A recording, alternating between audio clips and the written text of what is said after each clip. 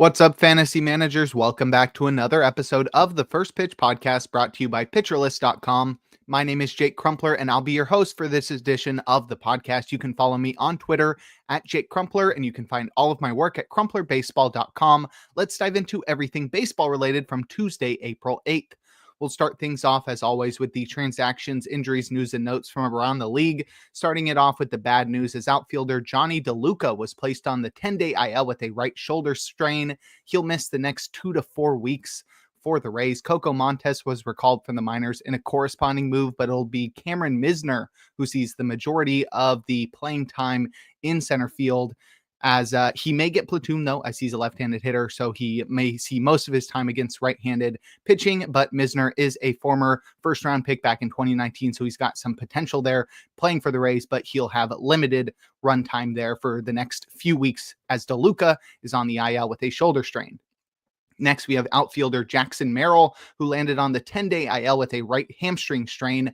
He should only be on the IL for the minimum time. It didn't seem like too bad of an injury, as he was nursing it for a couple days, but it just took him a little while to recover. It was taking him longer to recover than usual, so they decided to just place him on the IL. So I'd expect him back in just 10 days. Oscar Gonzalez was recalled from the minors in a corresponding move, but it'll be Brandon Lockridge who replaces Jackson Merrill in center field. Last year at AAA, in 2024, Brandon Lockridge batted .306 with 2 homers and 46 steals with a 14% walk rate. So he's got some good plate discipline and speed and contact, but no power there. And he'll probably have limited playing time only for the next week or two for the Padres. That's Brandon Lockridge replacing Jackson Merrill, who's on the IL with a hamstring strain.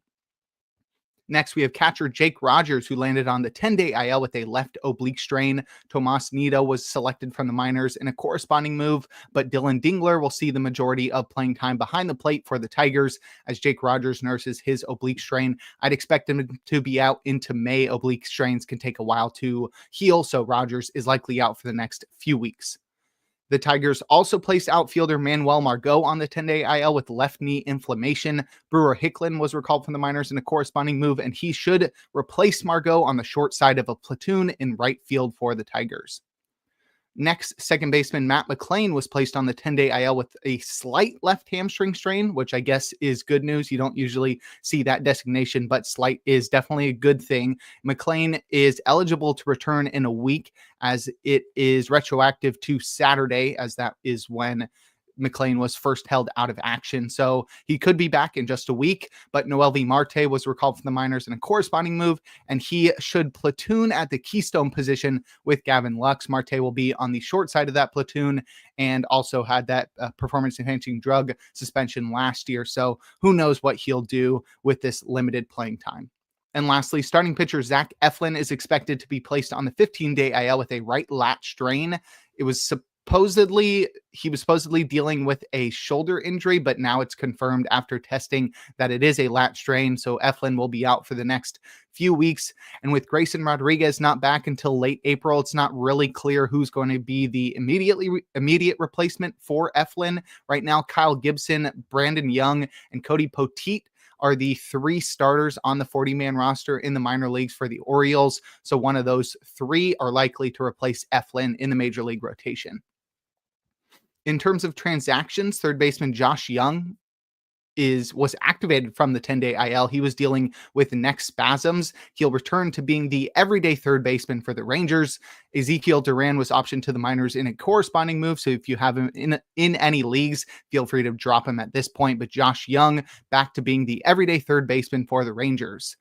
Outfielder Zach Veen was officially promoted for his MLB debut by the Rockies. He did play in the outfield and started in his debut, so that was cool. I'm pretty sure he got his first hit as well. He's the number 8 Rockies prospect and was the 9th overall pick in 2020, but Veen has struggled with strikeouts throughout his minor league career, so I'm not quite sure he's a polished enough prospect to be picking up in his debut campaign. And the last transaction we'll discuss is relief pitcher Rafael Montero, who was traded to the Braves with cash In exchange, the Astros will receive a player to be named later. This is somewhat of a confusing trade. I know the Astros had Hector Neris, and I would have expected, or actually the other way around, the Braves did. I would have expected some sort of swap there as they DFA'd him a couple weeks ago, but he's now a free agent. But I'm mostly confused because the Astros really don't have a lot of bullpen help right now, and Montero isn't great, but they did sign him to a pretty big contract a few years ago, and he's at least a veteran option. Everybody in that bullpen's really young outside of Hader and Brian Abreu, so I'm not sure why they're dealing him, but I guess that should show some confidence in their young arms. But the Braves will try to figure out Montero here late in his career. And now we'll wrap up this section with some news as starting pitcher Reynaldo Lopez underwent arthroscopic shoulder surgery. We talked about that a couple weeks ago, actually probably just 1 week ago. But we determined that that surgery would give us a better idea for his timeline. And now we have determined that Reynaldo Lopez won't throw for 12 weeks. So that's 3 months if we do the math there. And then he'll have to ramp back up. So we're likely looking at 4 months for Reynaldo Lopez. So I think you can feel free to drop him at this point. In pretty much every single league, Reynaldo Lopez is not going to be back until August at the earliest. Spencer Strider will be back soon, though. So the Braves are getting some reinforcements in the rotation, even though they got this bad news today. And lastly, starting pitcher Andrew Abbott is expected to rejoin the Reds rotation this weekend. He began the season on the injured list with a shoulder strain, so it's good to see him back so soon. But Andrew Abbott rejoining the Reds this weekend.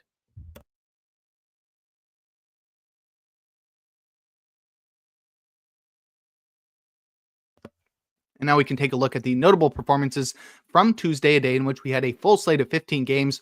We'll start it off with our hitters, leading off with first baseman Spencer Torkelson, who helped the Tigers to a win versus the Yankees, going 2 for 4 with 2 runs, a home run, a double, and a run batted in. He's already up to 3 home runs on the year, and this one traveled 404 feet at 102 miles per hour. And it's good to see Torkelson hitting for some power early in the season. It looks like he's pulling the ball more.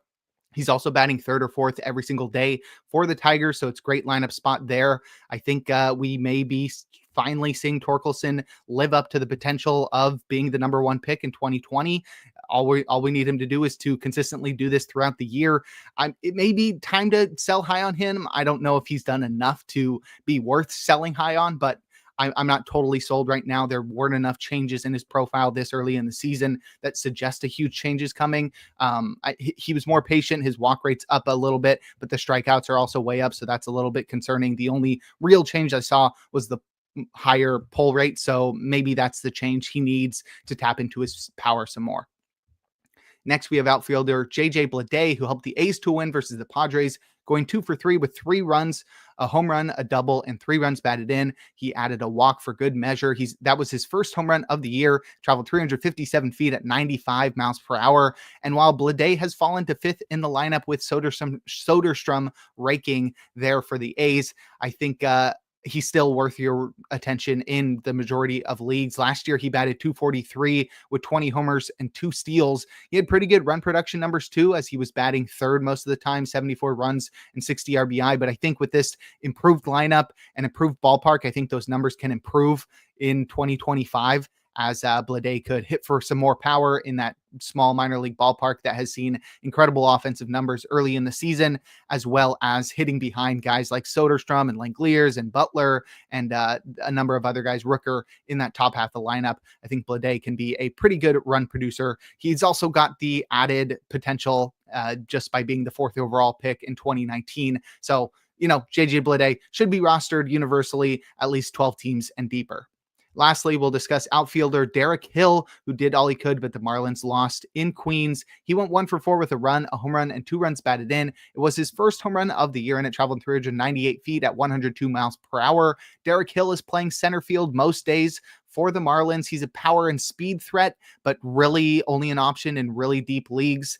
He strikes out way too much to be relevant even in 15-team leagues, and that's not even to mention the lineup that he's in. So that's Derek Hill, home run on Tuesday, but really only an option in NL-only leagues. But if you'd like a breakdown of other notable hitting performances from Tuesday, check out the daily Batters Box article over on pitcherlist.com.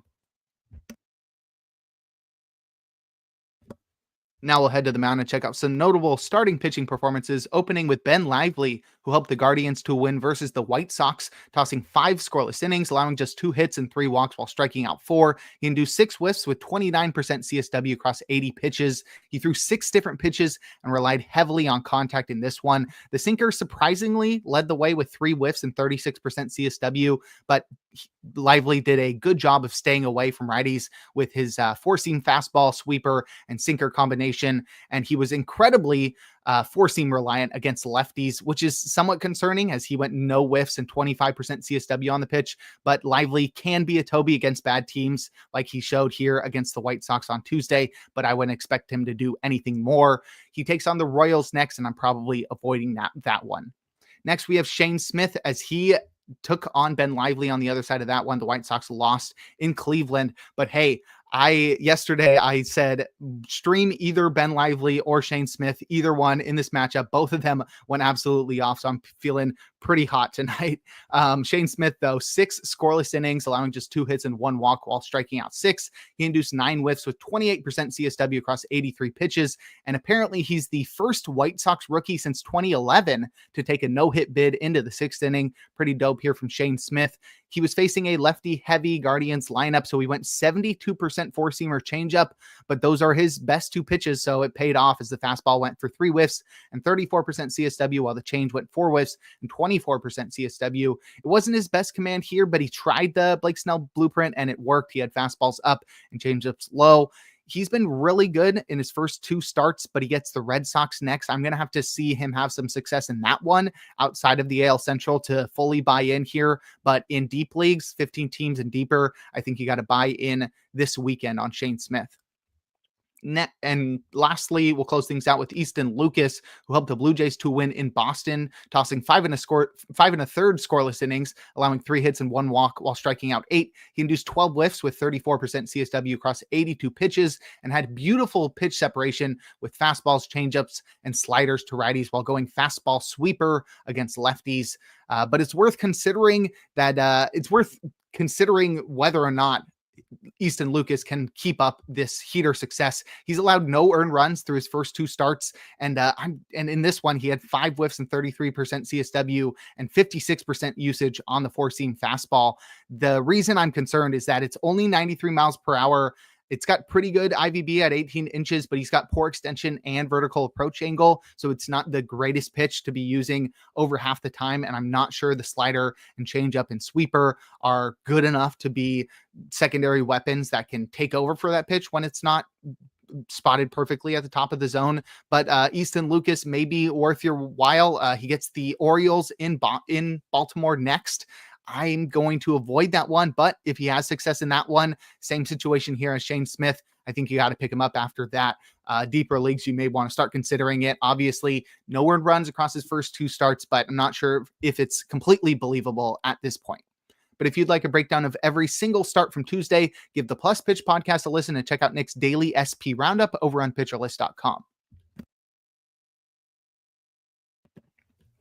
Now we'll head to the bullpen and check out the relievers that got saves and the closers that pitched outside of save situations or blew their saves. Starting with the former Emilio Pagan, recorded his 2nd save with a perfect 9th. Santillan got the save yesterday, so it looks like they're going to switch off at this point. Justin Martinez recorded his 2nd save with a perfect 9th. AJ Puk got the 8th against the top of the order. He faced 3 righties in that one, so I still think AJ Puk is the top option in this bullpen, but it's clear that both of these guys are going to continue to get save opportunities. Brant Herter recorded his 2nd save, another 3-inning save, and he leads the team now. It's pretty crazy that somebody leads a team in saves, and he's only done so with 3-inning saves. Herter was scoreless in this one, striking out 3. Phil Maton recorded his 1st save. He got the final 2 outs of the game in that one. Ryan Helsley struggled mightily with his command on Sunday, throwing 38 pitches. So I don't know if they were giving him additional rest in this one or if they were worried about putting him in a close game, but definitely keep your eye on Ryan Helsley for now. Kenley Jansen recorded his 3rd save with the scoreless 9th, and it was the 450th save of his career. He's now 28 saves behind Lee Smith for 3rd all time. Raisel Iglesias recorded his 1st save with a hitless 9th. And lastly, Daniel Lynch recorded his 1st save recording the final out of the game. They tried to get 6 out of John Schreiber, and by they, I mean the Royals. That made sense, though, as all of their back-end arms had gone back-to-back days on the previous 2 days. So Daniel Lynch here getting his first save of the season. And in terms of closers to pitch outside of save situations or below their saves, Mike Clevenger took his first loss as he walked in the winning run. Very unfortunate, but that's what you're going to get with the Mike Clevenger experience. Emmanuel Clase ended up earning his first win in that one as he had a perfect top of the ninth before Clevenger's meltdown. Pete Fairbanks pitched the ninth in a tie game and suffered his first loss as he allowed a run. Ryan Presley pitched a scoreless ninth up by 4. Andres Munoz pitched a scoreless 10th in a tie game, and Josh Hader pitched a perfect 9th and 10th in a tie game, that same game as Munoz. But if you'd like more information on relievers, check out Rick Graham's weekly articles over on pitcherlist.com. And before we look forward to today's games, we're going to take a quick break.